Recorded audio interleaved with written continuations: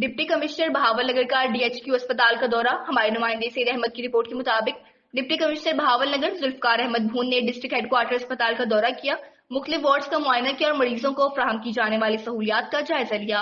انہوں نے اسپتال انتظامیہ کو علاج معالجے کی بہتری کے لیے ضروری ہدایات بھی جاری کی۔ مزید جانتے ہیں ہمارے نمائندے سید احمد سے۔ جی سید، آگاہ کیجیے گا۔